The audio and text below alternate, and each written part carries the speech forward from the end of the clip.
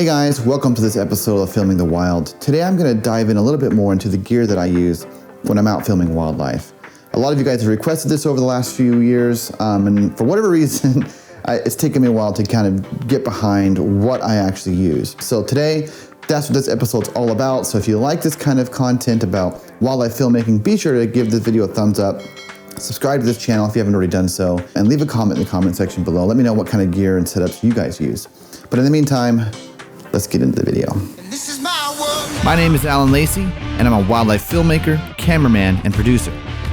Adventure with me as I explore the amazing world of nature and show you what it's like filming the wild.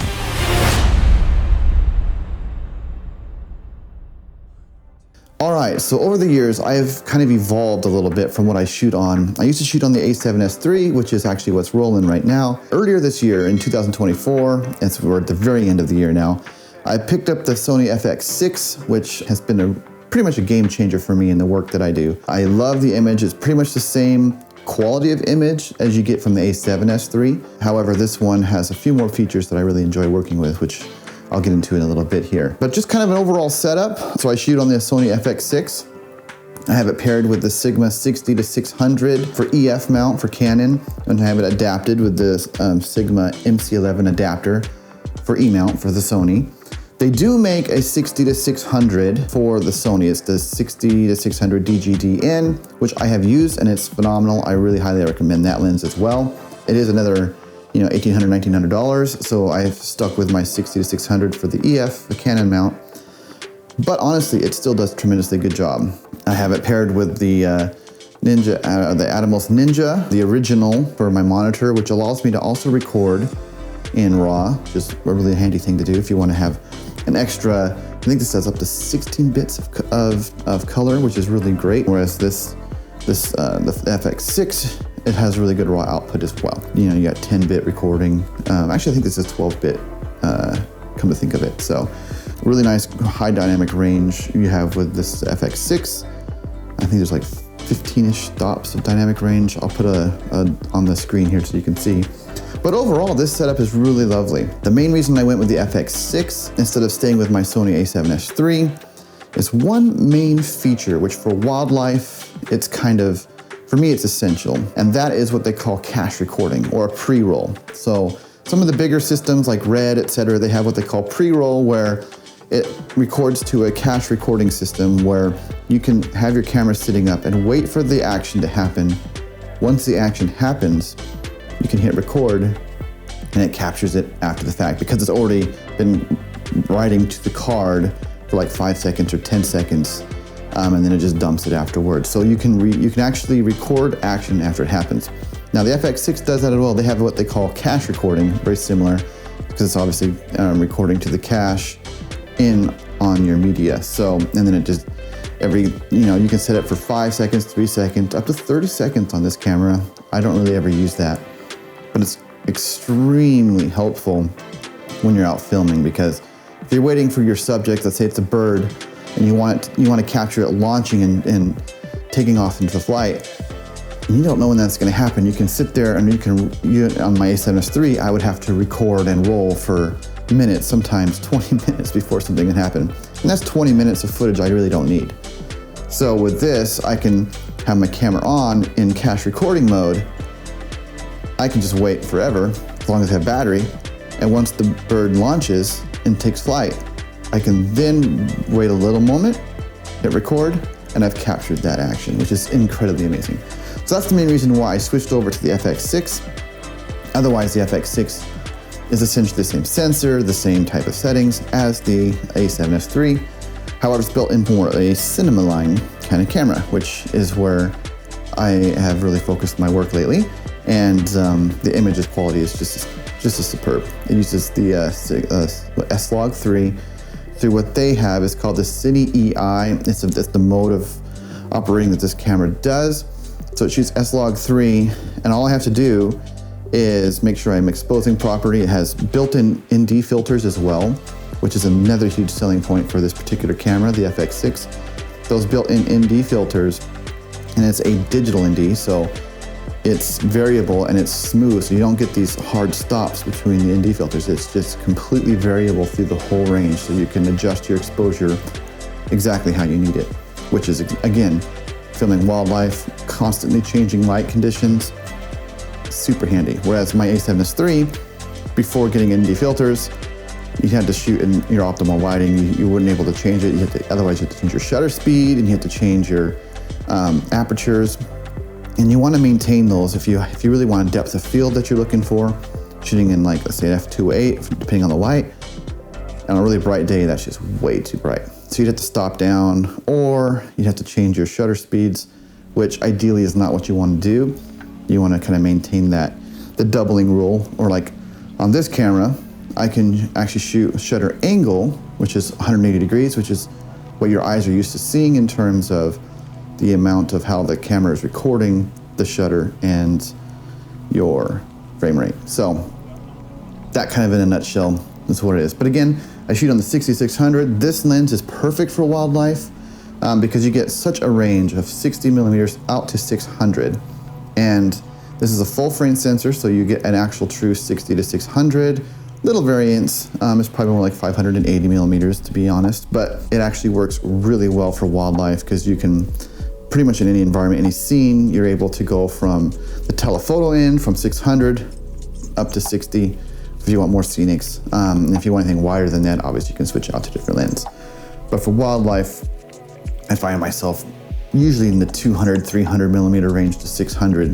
With an occasional, I'll pop back to 60. And this lens is perfect for that. What I've done, and I've set up this camera, so I shoot on, you probably can't see it here, but I have a Sackler tripod system. It's called the Flowtech 75. It's a really unique and handy system where instead of having to adjust levers and click down and pull out your legs and then pop it back down and lock everything in place, it has a very unique, what they call Flowtech system, carbon fiber, and I just pop a couple levers right along the fluid head of the tripod, pull it up, lock it down, super quick and easy. It saves moments in the field when something's happening. I can just rush out there, get my gear set down, and set it up. So the Sackler Flowtech 75 is great. There's a 75 millimeter ball head on this or just the fluid head that I use for filming. And for filming, it's important to have a nice fluid head that you mount your camera to. If you're using gimbal systems or just a normal ball head, it's very janky in the sense of trying to get your camera smooth to be able to operate it smoothly for wildlife. Having a fluid head is so much easier because you actually can do really smooth tilts, pans, and you can track your subjects very smoothly. So I highly recommend investing into a tripod with a nice fluid head system because that is going to give you your best results for smooth and that cinematic look with your footage. So that's what I shoot on in terms of tripod systems. And then again, my camera is mounted to a base plate here, and I use Condor Blue. Condor Blue is a camera company, or it's a accessory company that creates all of the accessories you need to hook your camera up. Lens support systems, rods, base plates, battery extension units, etc., even cables. So Condor Blue, check them out. I'm not endorsed by them, don't get paid by them, no sponsorships or anything. I just like their product, it's good. But you can use other systems like Small Rig or Tilta, etc. There's a bunch of options for you out there. But basically the idea is on this camera, I can mount this base plate to the camera, to the system, and this large base plate. I can now balance my camera system on the tripod itself, which is extremely handy because if you don't have your camera properly balanced, it makes it so much more challenging when you're in the field to be constantly fighting the camera as you're zoomed way in and then the camera wants to level off or pull up because the balance is off.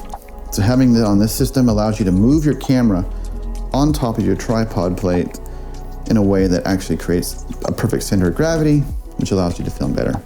So I do that. I also use an external battery system. So I use the HyperCore Neo 9. It's a gold mount battery system, and it actually allows about up to 2 to 3 hours of filming on this setup, which is extremely helpful, rather than using the regular Sony BPU 35 battery, or you can do 60 or 90. But having this external one powers not only my camera, but it also powers my external monitor as well. And it lasts pretty long. So I actually have 2 of these batteries, which gets me about, if I was continually filming, like continuously on and filming, it'd be about a 4 to 5 hour shoot, which is, I've never really used it that long. I always have my camera off at periods of time when there's nothing happening. So that's kind of it in a nutshell. The Condor Blue cable using DTAP to power the Sony FX6. I have my gold mount batteries that supply the power. I have my Atomos Ninja external monitor, which also is an external recorder too. So you can not only just monitor, but you can record. And then of course your FX6. And the viewfinder for the FX6 is actually quite nice. It allows you to set everything up you need. It is quite small, so I don't have the adapter where you can put my eyepiece on here. It is nice to have what they consider like 3 points of contact when you're filming, which creates a little more smooth when you're filming wildlife. So right now I use obviously this setup to do most of my visuals. So I'll have like a hand on camera for recording, and then I'll have a hand on the tripod handle so that I can move. And that's 2 points of contact. If I had had a third piece, an eyepiece that I can actually put my eyes into, that would give me another stable point, which would actually improve the quality. But I've learned how to be very patient about very diligent moves. But every once in a while, it still can get some camera shake. That is kind of one of the downsides with a heavier system like this on a smaller fluid head, is it does carry a little more camera shake, especially if there's wind. But I've thought about upgrading to a little beefier tripod system. They are kind of spendy though, so for right now, I'm perfectly content with what I have. Other important things when you're setting up a system like this is obviously you have this lens. It's a pretty decently heavy lens. It's probably about 4 or 5 pounds, maybe 3 pounds. I don't really remember exactly. It'll be on the video here. But you don't want this lens to be completely supported by the mount with the camera and lens, because that puts a lot of pressure right here at the actual mount itself, and that can damage it, especially in types of movements, or it's quite a lot of external forces that can be put there. So what you want to do is create this rail system, and these are I think 18-inch rails on top of the base plate, which allows you to put a lens support, which I'll turn the camera here and you'll be able to see a little bit better. But I have this lens support system here from Tilta. They actually make pretty good lens support systems, which allows you to actually support the weight of your lens. And it takes some of the weight off here. So you have a point of contact here, point of contact here, and now your lens is fully supported, and you don't create that kind of tension anymore along the mount, which is extremely important. And then I just rotate this tripod collar out of the way, which is nice.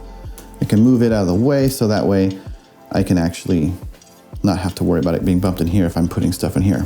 I actually also have a follow focus system that I have put in place, which allows me to manually focus. Now this does have autofocus and it works really well, but there are situations and circumstances where you're gonna wanna use a manual focus. So I put on the Edelkrone, I think it's the version 2 follow focus, which I really enjoy because it has a really smooth tactile feel. It's very solid, very well built. And then it also has a little piece right here, which if you can see very well on the camera, I'll actually have some more B-roll that I can show. I can actually put this marker to have known focal points. So if I'm pulling focus in a very specific way with a known environment, I can change this and I know I'm gonna hit my focus just right, because there's a little marker right there that I can mark to. And I can also use like a Sharpie or something and write on it to create new marks as well. But it's really handy to have that. Now to do that with your lens, you're gonna need to have an actual proper piece of equipment, which I think I have here. It's basically a little rubberized piece that you put around the lens itself, which has the right distance on the teeth that allow this to actually kind of the gears to work together so you can properly pull focus that way. And when when you're set up with automatic focus, when you have it on automatic, it bypasses the system, so you don't have to worry about pulling it off. It'll all do internally. Then when you put it back on manual, then you're good to go back to manually focusing. Additionally, and again, hard to see, I'll have some B-roll here in a second, but I have Condor Blue's top plate as well on top of the FX6, rather than the FX6 normalized handle. And then on their handle, they'll have their audio system too. So I've kind of foregone the audio for the FX6 because in filming wildlife, you tend to not really need to film audio because you add that in post. So instead, I've gone with Condor Blue's top plate, which has tons of mounting points where you can pretty much put anything you want on. And I have obviously the monitor here, which flips in and out, which is handy if you're storing. And then I have the top handle attached to the base plate or the top plate with my Atomos on top of that. Flipping the camera around a little bit here. I'll move my camera, I'm using this to help me record. You'll see there's also the handpiece too, which is really handy because it also utilizes your focus. If you have a manual or magnetic focus here, magnification, not magnetic. I don't even know what that is, but you can click this button. It'll magnify your focus in your monitor so you can actually see if you're getting critical focus or not on your subjects, which is handy. You can adjust different functions on your zoom if you have an actual electronic zoom, which is not put on here, which is really nice, as well as record button. And again, this adds another point of contact to film on. So using this system has been a game changer for me in the wildlife space that I work in. So yeah, that's pretty much my setup. But yeah, getting out and filming with this setup, I've gotten some incredible images. And this is kind of what they consider like the poor man's version of the Canon 50-1000, which is an insane lens that costs $70,000. You can pick this one up for roughly, $1,500 to $1,800, $1,900, depending if you buy used or not. You might even check that out. It's a better option for you. Great lens. It's the 6600 again. It's f4.3 to f5.6 or 6.3. Sorry, x6 4.5 to 6.3. I'll get that right. So it's not the fastest lens out there by any means, but for wildlife and with this camera, it has a dual native ISO. That pairing, that combination, in low light settings, you can bump this up to the secondary ISO. And you can get even better images in low light situations, which for wildlife is also important because filming in low light is kind of the gig in wildlife. You're up early mornings, late in the evenings, and not much during the middle of the day. The light's bad anyways, but having that ability to go between your 800 base ISO up to 12,800 essentially ISO as the next base ISO for this camera, you can get incredibly good images in low light, which is another big selling point as to why I went with the FX6, which also the A7S III, again, has that as well. So that's kind of what I have in a nutshell. I'll have a link to all of this equipment in my description too, in case you'd like to put a system together very similar to what I have and to be able to capture the same kind of footage that I do. To me, it's the most budget friendly. If you want to kind of get up into that next level of filmmaking, it's probably the most budget friendly you can do and without having to go fork out a lot of money to buy a red system or a bigger lens like the 50-1000, which again is $70,000. All in all, this whole system is, again, it's budget friendly, but that's subjective. All in all, this is roughly around the $10,000 to $11,000 price point for everything, from the tripod to the camera to the lens to the accessories. You might be a little bit more, might be a little bit less, depending on what your needs are. And for me, it's paid itself off tremendously well with the work that I do and the films that I produce. So if you like this video, be sure to give it a thumbs up, subscribe to this channel. I'll put more of this kind of content out, more behind the scenes, more about the gear that I actually shoot on as I jump in more into the new year. I'd like to hear your thoughts. If you have any questions about the gear that I have, please leave me a comment in the comment section below. I love to answer all of your questions. If there's anything that I didn't cover that you'd like me to see me cover, please go ahead and leave that comment in the comment section below. And stay tuned for the next episode of Filming the Wild, coming to you shortly.